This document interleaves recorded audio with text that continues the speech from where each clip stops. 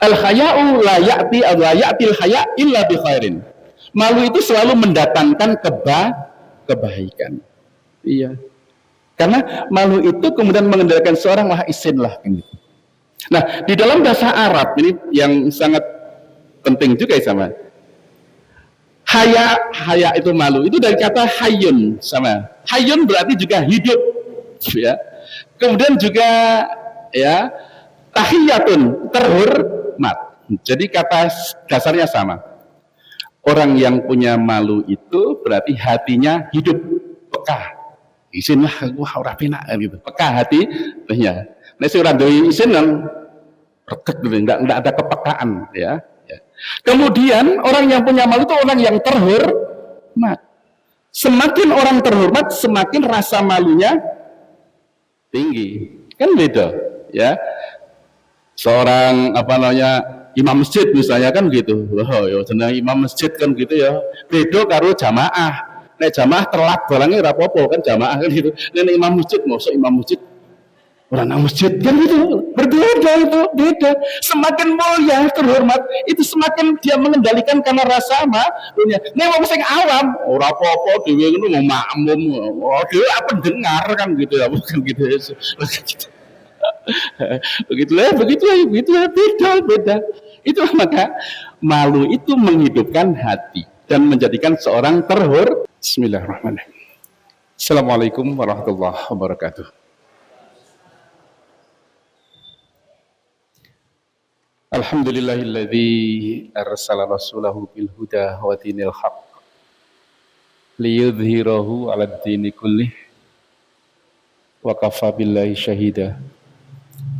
Asyhadu an la ilaha illallah wahdahu la syarika lah wa asyhadu anna Muhammadan abduhu wa rasuluhu nabiyul mustafa. Allahumma salli wa sallim wa barik ala sayyidina Muhammad wa ala alihi wa ashabihi wa man ittaba'al huda. Amma ba'du fa ya ibadallah, usikum wa iyaya bitaqwallah. Faqala ta'ala ya ayyuhalladzina amanu taqullaha haqqa tuqatih wa la tamutunna illa wa antum muslimun. Ya ayyuhalladzina amanu taqullaha wa qulu qawlan sadida yuslih lakum a'malakum wa yaghfir lakum dhunubakum wa may yuti'illaha wa rasulahu faqad faza fawzan 'azima. Wa qala ya ayyuhalladzina amanu taqullaha wal tanzur nafsum ma qaddamat liqad wattaqullaha innallaha khabirum bima ta'malun. Sadaqallahul azim. Bapak dan ibu-ibu, saudara-saudara jamaah kuliah taat pagi rahimakumullah. Alhamdulillah, yang pertama kita bersyukur kepada Allah Subhanahu wa taala atas segala nikmat yang Allah limpahkan kepada kita semuanya. Salawat dan salam semoga senantiasa dilimpahkan kepada Rasulullah Muhammad sallallahu alaihi wasallam, serta keluarganya, sahabat-sahabatnya, dan seluruh umatnya hingga akhir zaman. Bapak dan Ibu, saudara-saudara, jamaah sekalian rahimakumullah. Alhamdulillah pagi hari ini kita kembali bisa hadir di majelis yang mulia ini.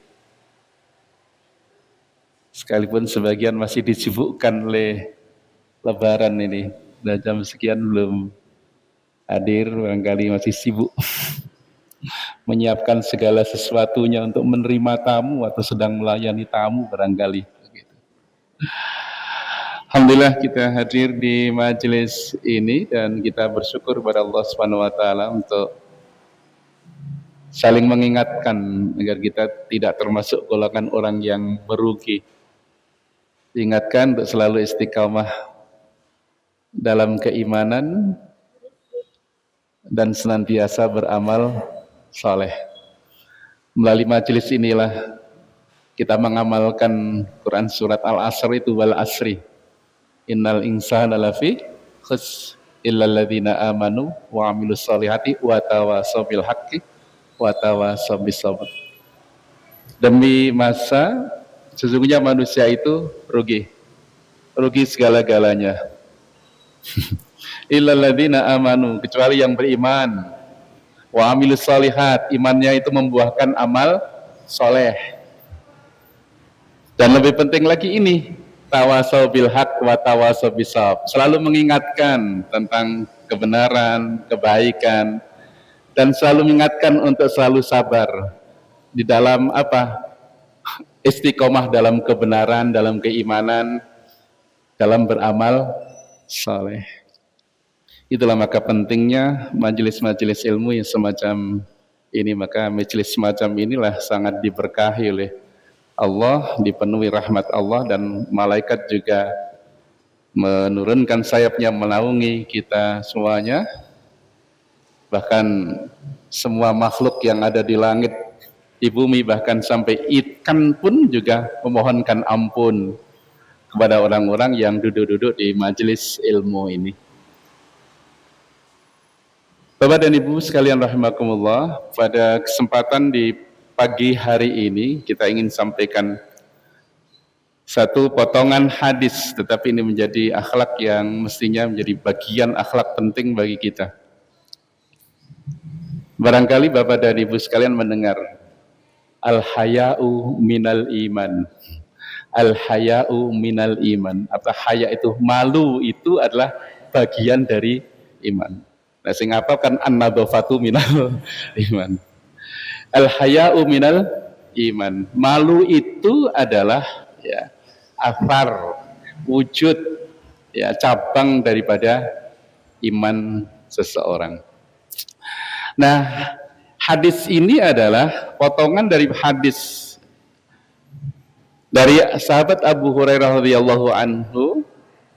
Beliau mengatakan, qala Rasulullah sallallahu alaihi wasallam, Rasulullah sallallahu alaihi wasallam bersabda, al-imanu bid'un wa sab'una au bid'un wa sittuna syu'batan. Kata Nabi, iman itu cabangnya bisa 70 atau 60, tidak disebutkan, artinya banyak. Wis 70 tekan swidak. Swidak rolas ngono nek dhewe gitu. Banyak. Cabang iman itu adalah banyak. Ya. Afdaluha atau a'laha, cabang iman yang paling utama itu adalah qaulu la ilaha illallah, mengatakan la ilaha illallah. Itu yang paling utama. Angger wis mengucap la ilallah wis iman gitu. Walaupun kadang-kadang ya tidak beramal, ini loh iman. Afdaluha la ilaha illallah. Yang paling utama wujud dan cabang iman itu adalah qaulu la ilallah, mengucapkan la ilaha illallah. Wa adnaha imatatul adza anit tariq. Dan cabang iman yang paling rendah wujudnya, atarnya, ya, bekas yang tampak daripada iman itu, bukti seseorang iman itu yang paling rendah adalah imatatul adza anit tariq, yaitu menyingkirkan duri dari jalan, menyingkirkan segala sesuatu yang mengganggu dari jalan. Itu adalah wujud daripada iman, tanda keimanan seseorang. Iya. Orang iman itu selalu berbuat baik lah. Ora patut tidak berbuat baik, maksudnya iman. Jadi wujud. Wal haya'u syu'batun minal iman. Kemudian Rasulullah juga mengatakan, dan malu, isin itu adalah bagian daripada iman juga.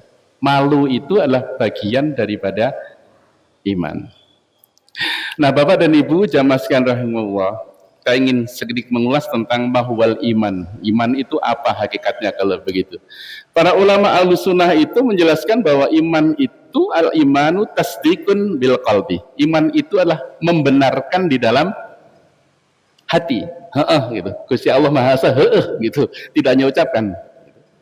Wa iqrarun bil lisan. Kemudian terucap di dalam pada lisan perkataan manusia. Wa amalun bil arkan. Dan juga tampak buktinya wujud iman itu adalah selalu mengamalkan amalan rukun Islam. Rukun Islam. Ya. Wong iman ke ya salat, wong iman ke ya zakat. Itu adalah wujud. Oleh karena itu iman itu satu kesatuan antara hati, lisan, dan perbuatan. Gitu. Gitulah. Ya. Nah, maka sebagian ulama juga menyatakan al-imanu qaulun wa amalun, begitulah singkatnya. Iman itu adalah perkataan dan perbuatan. Nah, qaulun itu ada dua, namanya qaulul qalbi wa qaulul lisan. Qaulul qalbi itu kata hati, kata hati itu qaulul qalbi. Yang tahu siapa? Hanya diri sendiri dan Gusti Allah. Itu qaul kata hati. Wong ora ngerti, ya mentak kata hati membenarkan. Wa qaulul lisan adalah ya perkataan lisan yang didengar, yang diketahui oleh orang. Kalau hati kan orang ngerti apa yang, tapi kalau sudah diucapkan, oh iya, dia membenarkan, kan gitu. Ya. Dan amalun juga dua, amalul qalbi dan amalul jawarih, yaitu amalan hati dan amalan anggota badan.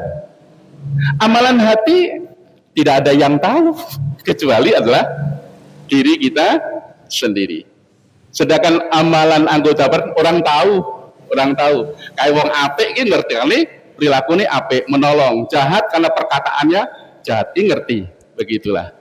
Itu amalan Jawa. Tapi ke amalan qalbu yang ada adalah yang tahu adalah dirinya dan Allah Subhanahu wa ta'ala. Seperti apa amalan kalbu itu? Jika kita menyatakan membenarkan ya bahwa Allah tidak ada Tuhan yang berhak disembah ya, kecuali hanya Allah, hati kita membenarkan itu dan kita juga mengucapkan itu, sementara amalan hati kita itu juga ada di sini ya, bahwa semua amalan itu adalah hanya untuk Allah. Gitu. Ya, tidak ada ketaatan ya dalam hati kita, ya, tidak ada pengabdian kecuali hanya untuk Allah Subhanahu wa ta'ala. Dan wujudnya ya kita taat, ya sholat, ya zakat, ya puasa, dan amalan-amalan soleh semuanya yang diperintahkan oleh Allah Subhanahu wa ta'ala. Begitulah juga kalau kita menyatakan bahwa gitu, amalan hati ini yakin adanya hari akhirat, ada janji dan ancaman. Janjinya apa? Surga, ancamannya apa? Neraka. Nah, itu kalau kita membenarkan itu, amalan hatinya apa amalan kita? Kita menjadi roja. Roja itu ada harapan supaya kita masuk surga. Ya, kalau punya ingin harapan masuk surga, maka amalan kita ya amalan-amalan yang bisa membawa kepada surga. Kalau kita yakin adanya ancaman neraka, berarti ada khauf. Itu amalan hati. Khauf itu apa? Rasa takut, kan gitu ya. Wah, ini jenengane tenan ada ancaman neraka ngajar rasa khauf, takut gitu. Ya. Kalau ada rasa takut, maka berarti dia akan selalu amalannya adalah selalu meninggalkan perkara-perkara yang dilarang oleh Allah Subhanahu wa ta'ala. Itulah maka Bapak Ibu sekalian, namanya iman itu adalah memang tadi ya qaulun wa amalun. Qaulul qalbi, kata hati ya, wa amalul qalbi, amalan hati. Wa qaulul lisan, yaitu perkataan yang terwujud pada lisan, dan apa? Amalul jawarih ya, yaitu amalan-amalan yang terkait dengan wujud pada anggota badan kita. Itulah maka Bapak Ibu sekalian rahimakumullah, kata iman itu selalu disandingkan dengan amal soleh. Itu loh maksudnya itu. Orang mengiman tok, wujud iman itu adalah amal soleh. Maka selalu iman itu disandingkan dengan amal soleh. Innalladzina amanu wa amilus sholihat. Coba kan begitu.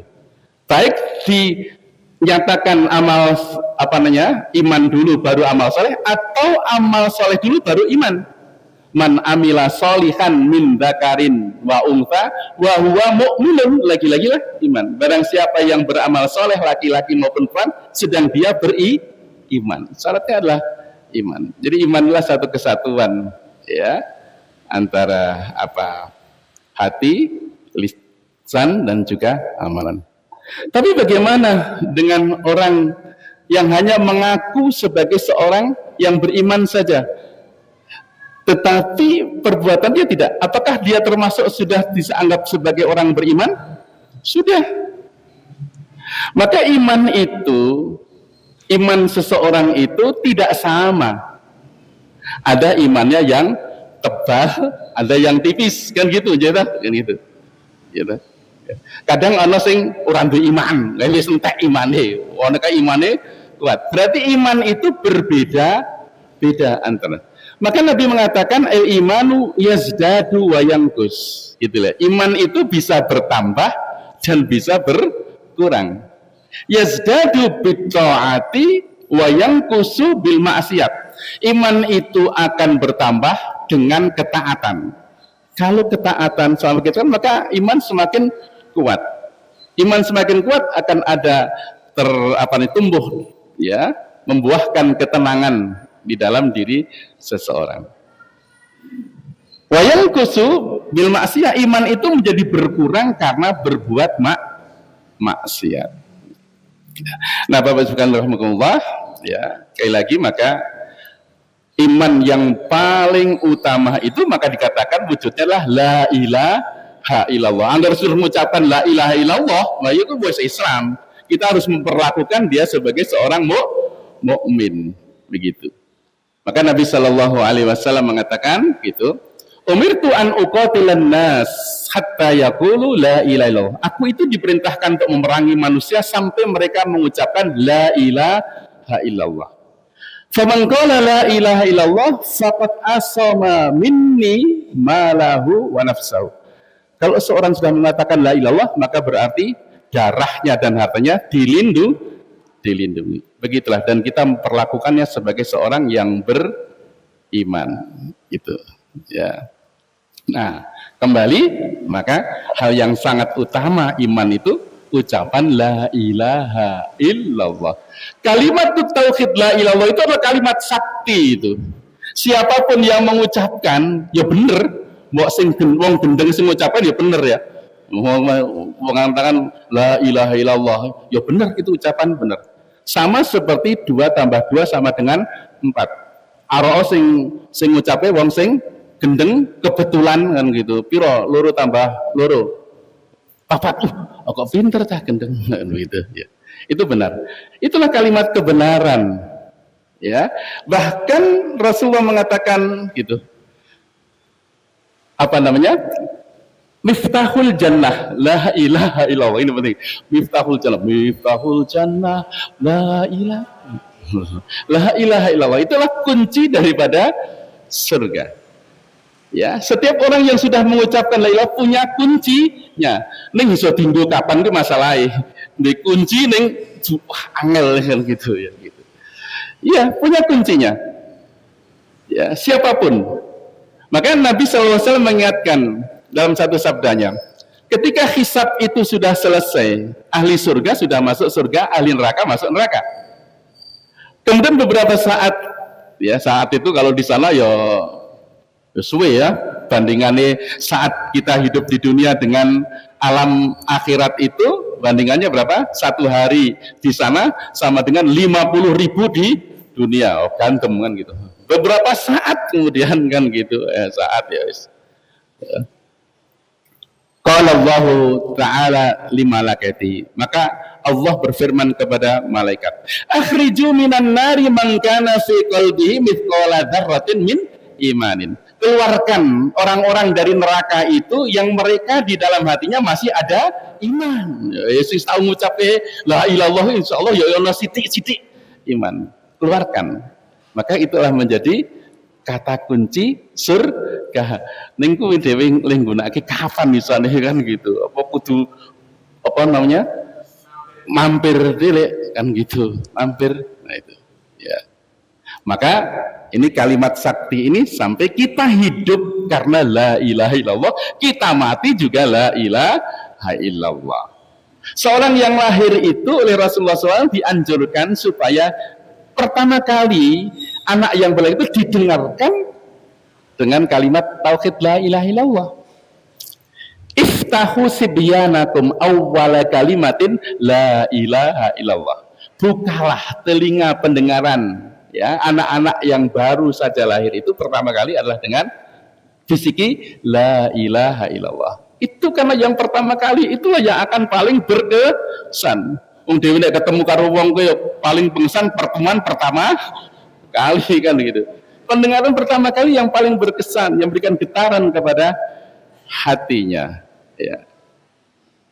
Nek wong biyen jarene nek begitu lahir gebrak ambene ben ora kagetan. Ya ono bener kowe jajal ngerti latih betul lagi wis ana gedombrengan wis tenang-tenang saja. Maka ini la ilaha illallah. Kalimat la ilallah memberikan getaran kepada hatinya dan inilah yang insya Allah juga ya membawa kepada kemudahan anak itu untuk diarahkan gitu, diarahkan. Dan kita mati juga karena la ilaha illallah, begitu. Maka Nabi menegaskan, "Mangkana akhiru kalami la ilaha illallah saqalal jannah." Barang siapa yang akhir katanya adalah la ilaha illallah, maka masuk surga. Itu dipastikan itu. Ya. Oleh karena itu kita dianjurkan oleh Rasulullah kalau menemukan seorang dalam keadaan sakaratul maut gitu, ya dituntun untuk la ilaha illallah. Orang dari golek-golek, otomatis.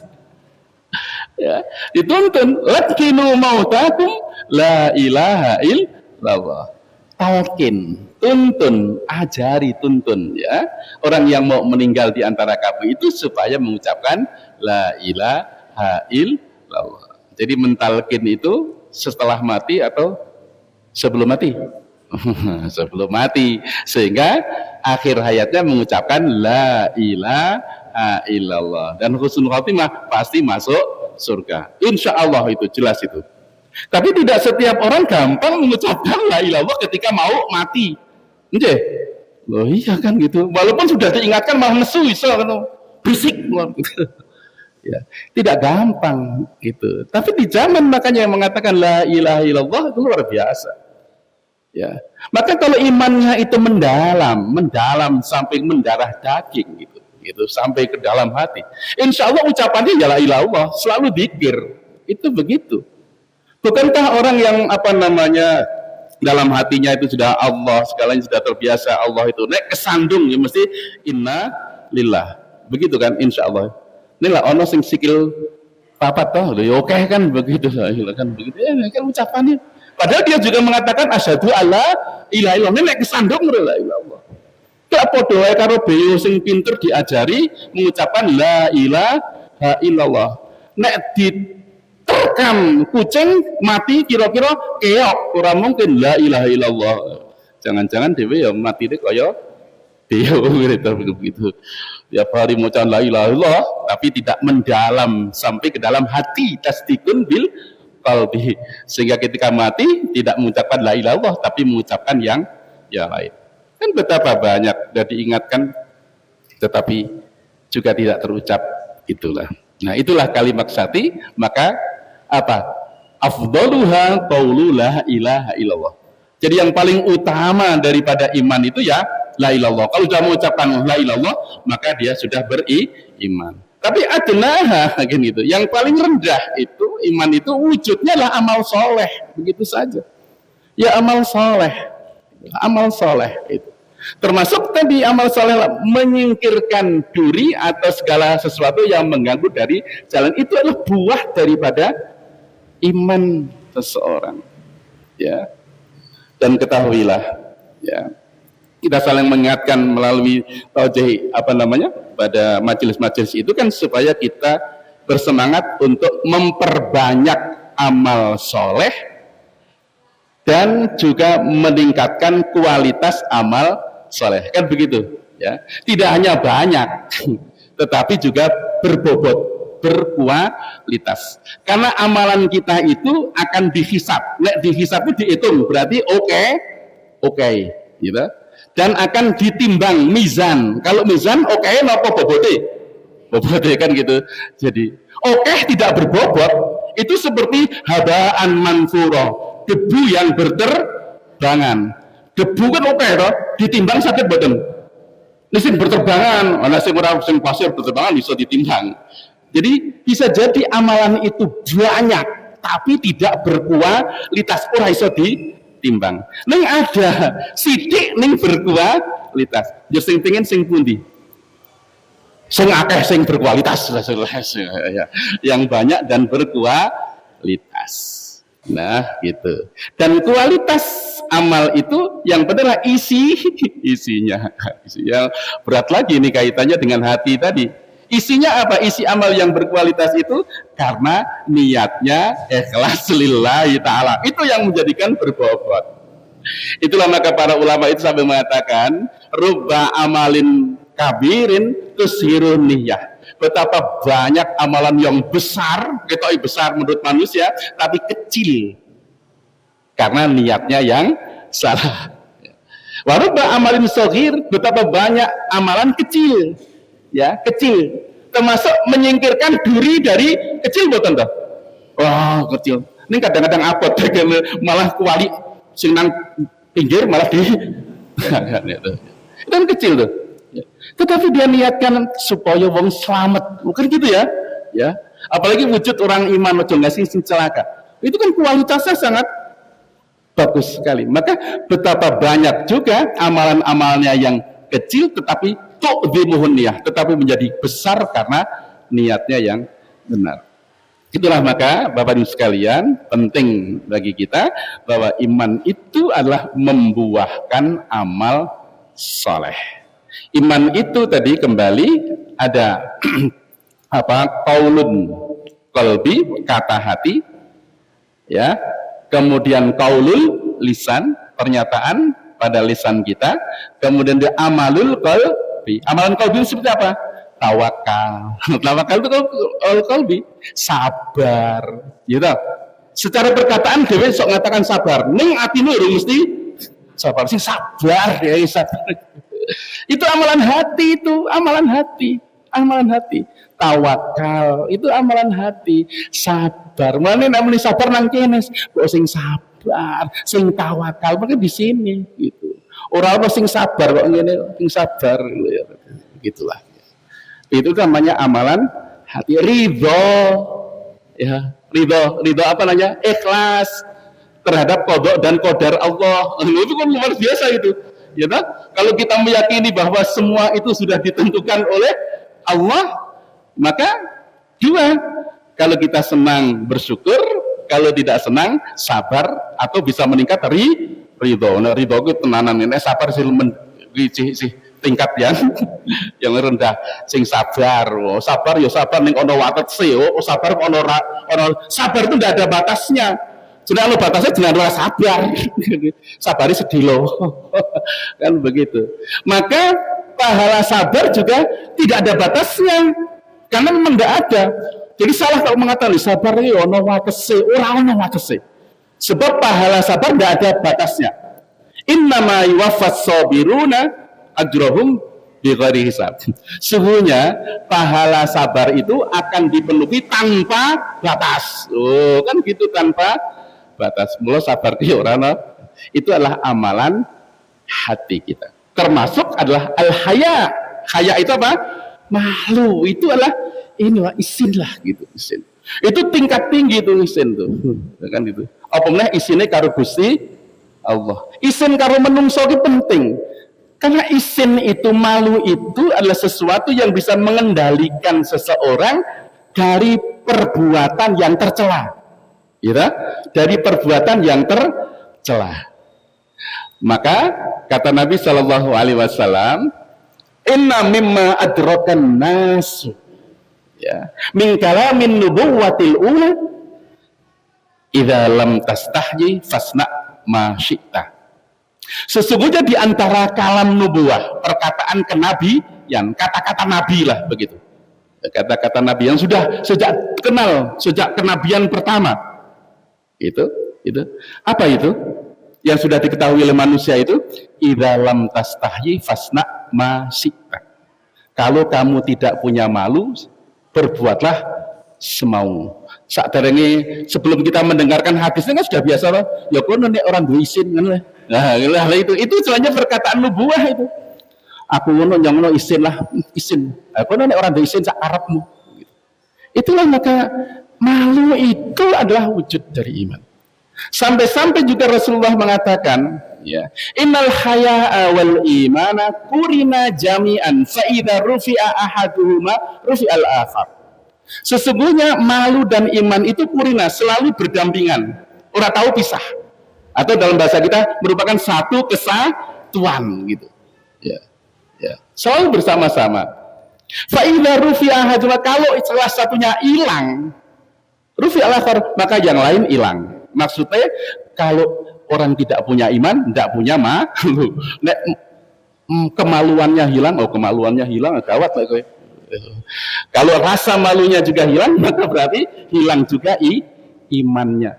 Begitulah kata Nabi. Maka Nabi mengatakan juga, al haya'u kulluhu khair. Rasa malu itu baiklah semuanya. Apik. Isin itu adalah apik. Ya. Al haya'u la ya'til haya' illa bi khairin. Malu itu selalu mendatangkan kebaikan. Iya. Karena malu itu kemudian mengendalikan seorang, wah isin lah gitu. Nah, di dalam bahasa Arab ini yang sangat penting juga ya sama.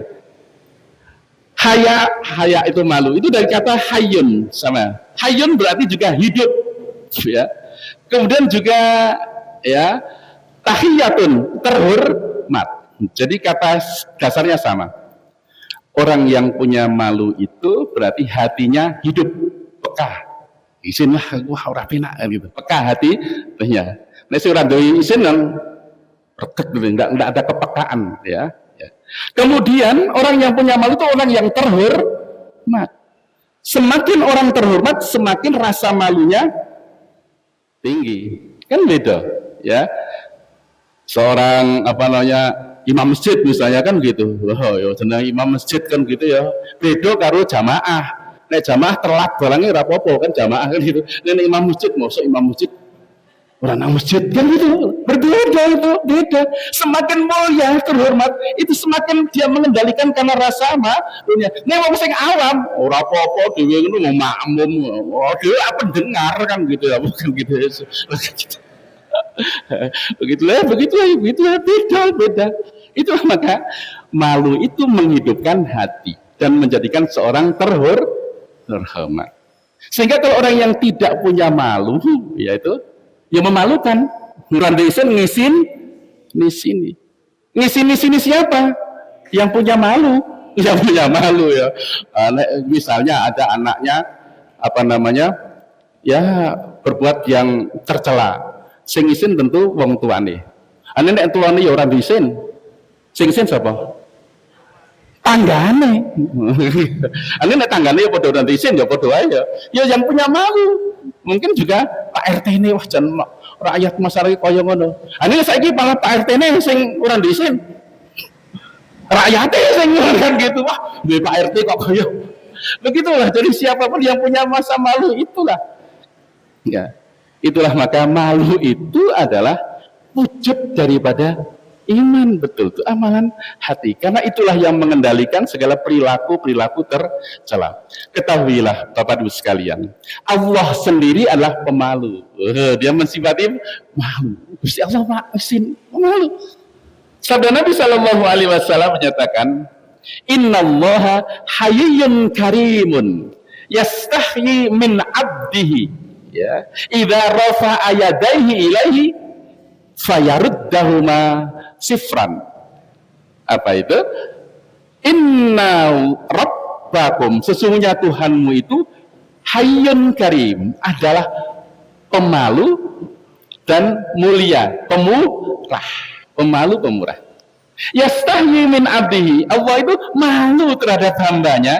Idza rafa'a yadayhi, hambanya menengadahkan kedua tangannya berdoa, begitu berdoa, kemudian apa? Menurunkannya ayarudahuma sifran. Setelah selesai doa, dia tidak mendapatkan apa-apa, kosong, tidak dikabulkan. Maksudnya apa? Allah ki isin nek ana wong donga nyuwun kok ora diparingi. Gitu loh. Itu sin. Buatlah Allah malu dengan doa-doa kita, dan kita pasti maka Allah mesti mengabulkan karena malu. Iya. Apalagi tenanan leh nyuwun. Loh kan gitu ya. Kayak sampai nangis. Jangankan Tuhan, kayak Dewi sing bawane semua orang lalu masa nangis ora penak ya. Wis tekan koyo ngono kok ora ngekeki, kan gitu kan? Ada rasa enggak enak, enggak ada rasa enak. Itulah Tuhan, begitu maha pemalu. Ada anyam-anyam mengatakan lu pasti dikabulkan. Ora penak sakit temen, wis tenanan ngene kok ora entuk apa-apa. Itu pasti gitu. Itulah Tuhan Allah. Nabi juga begitu, sangat pemalu. Ya, pemalu. Nabi sama. Kalau Nabi itu kalau dimintai sesuatu mesti dikeke. Jangankan dimintai, kayak dipuji aja ora penak kok. Kok rasukannya kok gandem sih. Pak Wanto kok apik to niku ane gandem. Jenengan bulan pengen ya gitu. Itu kan ora penak gitu. Ora penak gitu. Langsung dikasihkan aja seperti itu. Nek nangkene wong kono entek-entekan sih. Ngasih. Kan bisa sampai tidak punya harta kan gitu karena enggak nyaman, enggak enak. Ya, gitu. Jangankan diminta, kayak di alam mereka kok saya gitu. Dia pingin ya, ngono langsung cepat begitulah. Itulah Nabi. Maka Nabi itu kata Abu Sa'id Al-Khudri, ya. Karena Rasulullah sallallahu alaihi wasallam asaddu hayaan minal adra'i fi khidriha. Kata Abu Sa'id Al-Khudri itu, sesungguhnya Rasulullah SAW itu adalah orang yang sangat pemalu daripada wanita atau gadis pingitan. Jenengane wong wedok kan sing luwih pemalu timbang wong lanang nggih ta. Ini saiki kok kita ora. Malah gitu ya. Ya begitu. Apalagi gadis pingitan. Itu Rasulullah juga adalah sangat pemalu. Tidak nyamanan, tidak enak kalau tidak berbuat baik. Kalau tidak berbuat baik, kalau ada maksiat begitu. Nek banyak isin nek bermaksiat, gandeng itu isin kan gitu. Kalau ini isin nek tidak melakukan kebaikan, begitulah. Ya, maka Rasulullah Shallallahu Alaihi Wasallam ya, itu saking pemalunya itu enggak enaknya itu enggak berani negur sahabatnya sing gawe ora kepenak hatinya, sehingga Allah yang menegur. Yaitu di dalam Quran surat Al-Ahzab ayat 53 itu Allah firmankan demikian.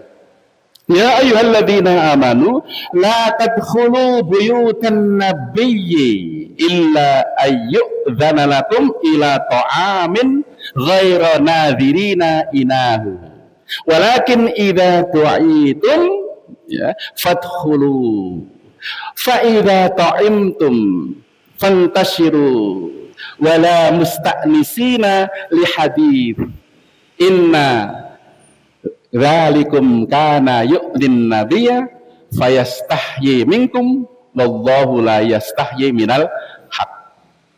Al-Ahzab ayat 53 ya. Ya ayyuhalladzina amanu, wahai orang yang beriman, la tadkhulu buyutan nabiyyi illa ayyudzana lakum ila ta'amin. Janganlah kalian itu masuk rumah Nabi, ya, kecuali kamu diizinkan untuk makan gitu, makan gitu ya, undang makan. Ghairu nadhirina ning jangan nunggu masak. Berapa enak to ngurung mateng wis do teko ngenteni mateng. Tapi jangan menunggu masak. Angger wayahe arep makan do teko padahal diurung. Ya. Walakin idza du'itum, tetapi kalau kamu diundang, ya diundang makan kan gitu. Berarti sudah siap untuk nanti diundang. Ya, sudah siap itu. Fadkhuluha, maka masuklah silahkan. Fa idza ta'imtum, tapi kalau kamu sudah makan, fantashiru, segera bubar pulang. Wala musta'nisina li hadits, jangan asik asik ngobrol. Inna dzalikum kana yu'dhin nabi, karena hal yang demikian itu bisa mengganggu nabi. Ya. Fayastahyi minkum, nabi isun kalau kayak ora penak. Wallahu la yastahyi, ya, tapi Allah tidak malu untuk menerangkan kebenaran gitu ya. Turun ayat ini terkait dengan apa?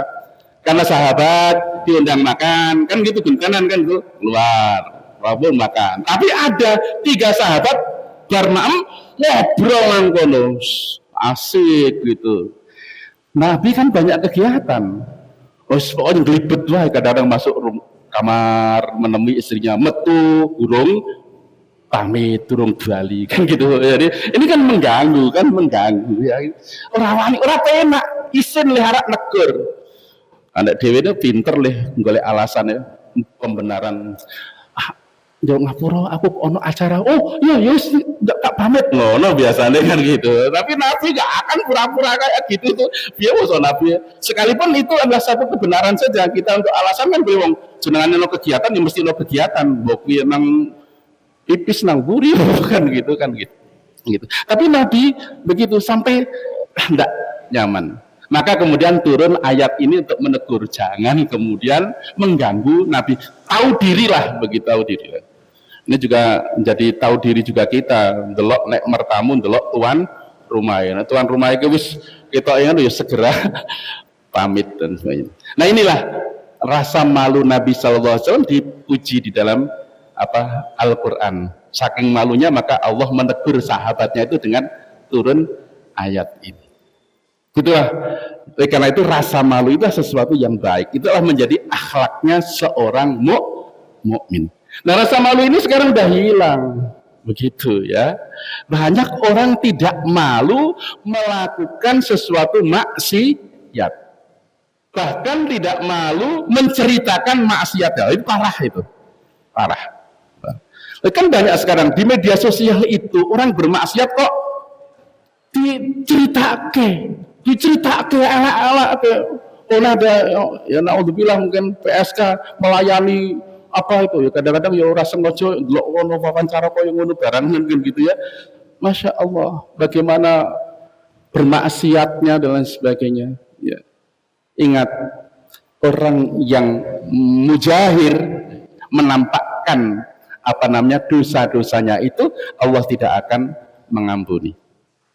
Maka Nabi mengingatkan, kullu ummati mu'afan, semua umatku pasti akan mendapatkan ampunan, mu'afan, ilal mujahirin, kecuali orang mujahir. Mujahir itulah orang yang menampakkan dosanya ya. Fa inna minal mujaharati, sesungguhnya di antara bentuk menampak-nampakkan dosa itu, perbuatan maksiat itu adalah ya ya'malur rajulu bil laili amalan, seseorang melakukan perbuatan maksiat di malam harinya, summa yusbiha, kemudian pagi harinya dia cerita, waqad satarahullahu, padahal Allah sudah menutupinya.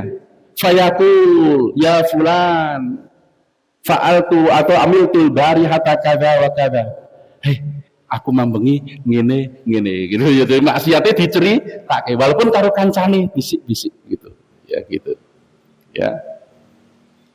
Waqad bata wa yasturuhullahu, padahal dia sudah melewati malam itu sedang Allah sudah menutupi celahnya. Kan gitu selesai. Fayaksifu sitrallah, tapi dia sendiri yang membuka celah yang sudah ditutupi oleh Allah Subhanahu wa ta'ala. Bapak Ibu sekalian, sesungguhnya kita itu banyak dosanya. Itu. Nek Gusti Allah membuka gampang. Ya, kadang-kadang kan gitu. Kan gampang ya. Bilangnya kayak bermaksiat, ono sing ngonangi. gitu saja. Itu kan Allah yang mendatangkan maksiat. Tapi ketika tidak ada yang ngonangi, itu adalah berarti Allah menutupi itu maksiat. Dengan ditutupnya maksiat itu kadang-kadang mungkin ada penyesalan dan lain sebagainya. Sebab kalau ketahuan, biasanya melakukan maksiat tidak ketahuan, maksiat lagi gak ketahuan. Ini masalah suatu kali ketahuan, kan yo isin. Wah, sesuk ora. Itu kan udah bagus ya. Masih bagus orang malu terhadap maksiat yang dilakukan. Tapi kalau dia sudah cerita, wah itu sudah tidak ada di dalam hatinya apa? Niat untuk bukannya malu, tetapi tidak ada niat untuk bertobat. Bangga kok. Malah mungkin menjadi karo ngajak kan, enak loh kan gitu begitu ya. Oleh karena itulah gitu, sekalipun itu celah kita sendiri saja tidak boleh menceritakan kepada orang lain. Bahkan Allah tidak akan mengampuni, menceritakan saja nggak boleh. Padahal itu cerita diri sendiri. Apa meneh celane wong liya ngono lho maksudnya gitu. Wong gak cerita awake dhewe bae ora entuk karo Gusti, apa meneh celanya orang lain. Gitulah. Celah orang lain betul-betul tidak boleh itu ghibah itu. Ghibah itu celah celah orang lain ya. Menjenengane apa namanya ghibah itu kan sesuatu yang tidak menyenangkan yang diterangkan. Nek sing sesuatu yang menyenangkan wis seneng, puji-pujian wis seneng. Tapi kalau sesuatu yang tidak menyenangkan itu celahnya orang lain. Mengapa? Karena celah orang lain itu kalau diucapkan itu pengaruhnya lebih buruk daripada baiknya. Oh iya, lebih buruk. Orang bercerita keburukan itu sekalipun kadang-kadang mungkin tujuannya apik. Apa no? Tujuannya apa? Padahal anak orang ngerti. Misalnya kan bapakmu ke mbiyen pancen betul nang pondok ngene nyolong apa senengane rambutane Pak Kiai barang kuwi. Ning dhek aja kaya ngono kuwi. Wah gitu. Padahal anaknya orang ngerti. Kira-kira berpengaruh enggak paling parah krungu. Sesuk nek dekne nakal wong bapak wae mbiyen. Iya begitu kan. Apalagi celah orang alim, orang ulama. Itu berat sekali anunya, pengaruhnya. Jajal nek wong tokoh kemudian dia melakukan maksiat, dia tahu dan diceritake. Kira-kira apa? Pengaruhnya jelek. Alah kaya ngono anjong ngono ora apa-apa wong dudu. Begitu kan? Ya. Maka sangat buruk menceritakan perbuatan dosa itu sangat buruk. Gak ada baiknya sama sekali. Kecuali di pengadilan. Nah, pengadilan dan ditegakkan apa namanya?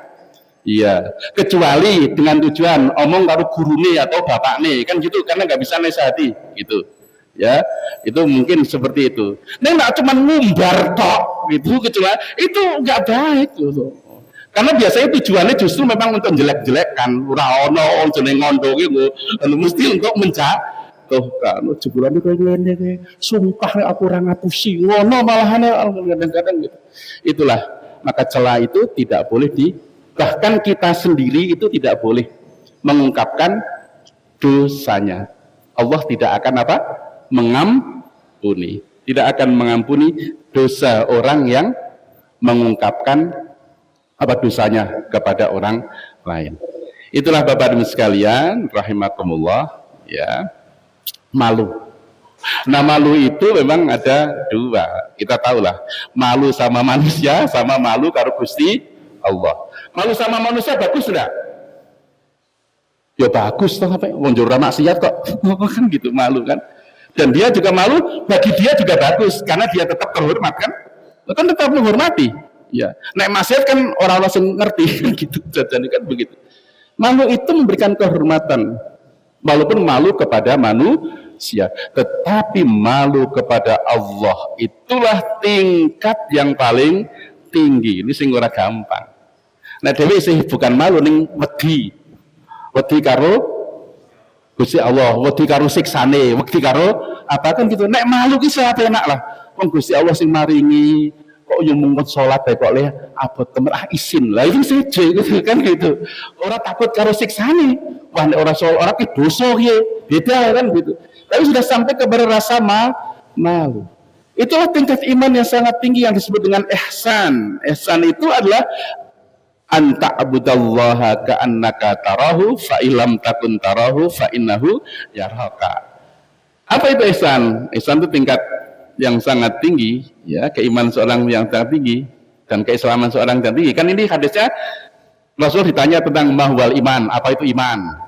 Mahwal Islam, kemudian mahwal ihsan. Iman yaitu iman kepada Allah, kepada Rasul akan mengitabkan kepada apa? Malaikat, kepada kitabnya, kepada Rasulnya, kepada hari akhirat, dan kepada qada dan qadar. Wa akhbirni anil Islam, terangkan kepadaku tentang Islam. Ini Jibril yang bertanya. Kemudian Rasul menjawab, engkau bersyahadat ya bahwa tidak ada Tuhan selain Allah dan Muhammad Rasulullah, kemudian melaksanakan salat, melaksanakan zakat, puasa di bulan Ramadan, dan kemudian haji bagi siapa yang mampu melakukan perjalanan. Kemudian ditanya tentang ihsan. Ihsan itu gabungan antara iman dan Islam. Wama wal ihsan. Ihsan itu apa? Anta'budallaha ka'annaka tarahu. Kamu menyembah Allah, tunduk dan patuh kepada Allah seakan-akan kamu melihatnya, berada Allah di depanmu. Fa'ilam tarahu fa'innahu yarqa. Kalau kamu tidak bisa merasa semacam itu, yakinlah bahwa Allah melihatmu. Kan gitu. Nah, manusia nek malu karo wong iki nek wah isin lah ono kae, kan gitu ya. Gitu. Kan gitu jadi isin kan gitu. Nek ora ana sing weruh ora isin kan? Tapi kalau Allah tidak bisa merasa Allah selalu berasanya. Nek ora ana wong Gusti Allah tetap lihat, periksa. Itulah tingkat ihsan yang tinggi, selalu merasa muraqabatullah, bersama Allah dan dalam pengawasan Allah Subhanahu wa taala, sehingga selalu malu. Bukan malu, bukan hanya takut, tapi sudah malu untuk bermaksiat, malu untuk tidak melakukan ketaatan. Itulah malu kepada Allah. Nah, malu kepada manusia ya apik lah. Apik di dunia, insya Allah di dunia. Iya toh? Ya, kan pencitraan. Malu dengan manusia itu kan pencitraan, ya toh? Wah, kita apik kan gitu. Wah, salati rajin gitu. Apa nih mar pemilu. Wah, sing ora tau jilbaban. Kan apik kan begitu, sing apa kan seperti itu kan pencitraan. Begitulah. Itu bagus. Di mata masyarakat bagus, memuliakan, dirinya juga mendapatkan ya, tetapi di sisi Allah tidak mendapatkan apa-apa. Maka pada tingkat yang paling tinggi adalah ketika malu kepada Allah. Nah, kalau tidak punya rasa malu tadi, kepada manusia saja tidak malu. Tadi kedua manusia nggak punya malu saja, Allah tidak akan mengampuni.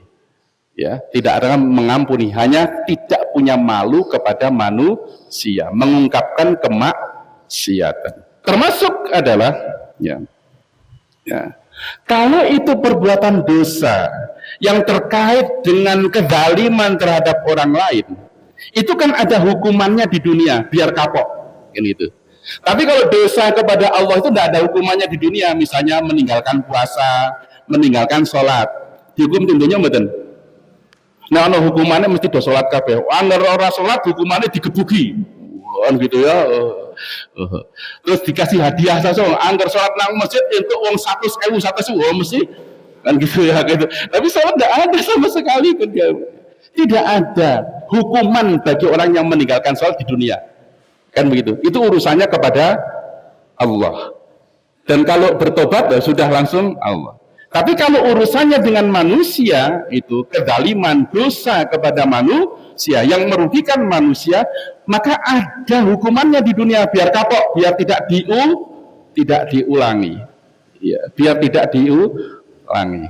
Ya, misalnya ya, mencuri kan kalau dia ketahuan toh, jangan mencuri kan gitu, ketahuan. Mencuri itu mesti sembunyi kan gitu. Mencuri ketahuan, dan barang yang diambil dicuri itu sudah mencapai nisab, batas minimal, maka dia potong tangan. As-sariqu was-sariqatu faqta'u aydiyahuma jazaan bima kasaba nakalam minallah. Begitulah. Pencuri laki-laki, penyuruhan, maka potonglah tangannya sebagai balasan ya atas apa yang diperbuat olehnya, sebagai bentuk sesaan dari Allah Subhanahu wa taala. Itu berzina juga ada hukumannya di dunia. Kalau tidak dicambuk 100 kali karena atau dirajam kalau itu sudah muhsan, sudah menikah atau pernah menikah. Minuman keras itu ada hadnya, digebuk berapa kali? 80 kali. Menuduh orang lain berbuat zina tanpa mendatangkan 4 orang saksi, dia juga digebuk sampai 80 kali, biar kapok, biar tidak melakukan itu ya. Tuh. Nah, sekarang kalau merampok, nah itu lebih berat lagi. Merampok dengan mencuri, kira-kira gimana? Nah, merampok itu kan merebut harta di depan umum. Udah keterlaluan itu. Nah, mencuri sesopan. Jika barangnya sesopan kayak nutung sesopan orang ngerti. Nah, dia merampok jaluk, wah, sopan tenan. Ya. Nah, merampok hukumnya berat sekali di dunia itu. Ya. Merampok itu kan tentu dengan kekerasan ya. Nggak mungkin merampok dengan lemah lembut itu ya. Yang saya lo badhe ngerampok panjenengan inarak rumiyin ya. Mesti merampok itu dengan ancaman senjata tajam atau senjata api kan begitu. Kira-kira kan begitu. Umpamanya dia gitu. Ya. Hukumannya berat. Bahkan orang yang melakukan perampokan semacam itu disebut dengan nantang Gusti Allah, nantang Rasul, atau memerangi Allah dan memerangi Rasul. Ya. Di dalam Quran surat Al-Maidah ayat 33 itu Allah firmankan, innama jazaa'ul ladzina yuharibunallaha wa rasulahu, sesungguhnya balasan orang-orang yang memerangi Allah dan Rasulnya. Memerangi Allah pripun maksudnya? Perang Gusti Allah nih.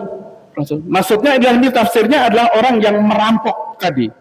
Itu kan nantang Gusti Allah tentang koyo paling hebat banget kan gitu ya. Orang ngerti Gusti Allah hebat kan begitu ya. Seakan hebat kok wedi kabeh. Itu nantang Gusti Allah dan nantang Rasulullah. Itulah para perampok. Ya. Apa? Ayo qatalu, dibunuh. Ayu sallabu, disalib atau disalib, dibunuh dan disalib. Ya. Autoqatta'a aidihim wa arjulum min khilaf, atau dipotong ya tangan dan kakinya secara bersilang, tangan kanan dipotong, kaki kiri dipotong. Au yunfau minal ard, atau diusir dari negeri atau diasingkan. Ya, innama jazaa'ul ladzina yuharibunallaha wa rasulahu wa yas'auna fasadan fil ardi fasadan, sesungguhnya orang-orang yang memerangi Allah dan Rasulnya dan membuat kekacauan, ketakutan, kerusakan di muka bumi, maka hendaklah dia bunuh dia, atau disalib dia, atau dipotong, atau qata aydihim wa arjulahum min khilaf, dipotong tangan dan kakinya secara bersilang, atau dibuang, diasingkan. Dzalika lahum khizyun, itulah kehinaan bagi mereka di dunia, dihinakan. Walahum fil akhirati adzabun adzim, sedang di akhirat dia masih menunggu adab yang lebih pedih. Itu alternatif. Maksudnya begini dalam fikih itu. Kalau orang merampok, membunuh dan mengambil barangnya, maka hukumannya dia dibunuh dan disalib. Nah, ketangkep maksudnya, ditangkap dia dibunuh dan disalib. Kalau dia merampok kan begitu aja gitu, membunuh dor begitu, dan sempat dibekuk dan belum bisa mengambil hartanya, maka kisos, dia dibunuh gitu. Anak kemudian merampok kayak ngancam ini, sing dirampok wedi nggih bondo apa nyawa, nek mbiyen ngono nantangi bondo apa nyawa, bondo mawon kan gitu saya. Dia nyingkir, hartanya diambil tapi dia tidak dibunuh kan gitu. Maka dia kalau ketangkap nanti dipotong tangan dan kakinya secara berjang, tidak hanya dipotong tangannya kan gitu alternatifnya. Kalau dia merampok dan ngancam ini, hurun itu apa-apa, hurun ngambil, keburu ketangkap, orang jadi biarkan, dia harus dipenjarakan, dihukum. Begitulah. Jadi itulah jadi lebih berat. Nek mencuri hanya dipotong kan gitu. Tapi kalau merampok dan hanya mendapatkan itu potong tangan dan kakinya kan. Kalau membunuh ya harus dibunuh, apalagi membunuh dan hartanya dibunuh dan disalib. Itulah ya, jadi dosa itu betul-betul adalah ya seseorang mestinya punya rasa malu untuk melakukan perbuatan-perbuatan yang tercela. Itulah maka jika rasa malu itu hilang, maka iman dengan sendirinya juga akan hilang. Iman ilu hilang, maka rasa mulia adalah hilang. Itulah maka malu adalah bagian wujud daripada keimanan seseorang. Itulah Bapak Ibu sekalian hadis Nabi SAW tentang al-haya'u minal iman. Malu itu adalah bagian cabang daripada iman. Mudah-mudahan Allah masih memberikan kepada hati kita itu isin, gitu. Isin lah aku nek kaya ngono, ora patut dhewe kaya ngono. Wong terhormat kok kan gitu ya. Malu. Lebih-lebih kita bisa meningkat malu kepada Allah Subhanahu wa ta'ala. Wah, itu sudah luar biasa itu. Itu sudah sampai kepada tingkat tasawuf yang sangat tinggi, sangat tinggi. Isin karo Gusti Allah, kelingan terus ya, isin di mana-mana isin gitu. Wallahu alam bisawab. Makaten Bapak dan Ibu, apa yang dapat kita sampaikan sebagai tadzkirah buat kita semuanya terkait dengan al-haya'u minal iman. Malu adalah bagian daripada iman. Mudah-mudahan bermanfaat bagi kita. Assalamualaikum warahmatullahi wabarakatuh. Assalamualaikum.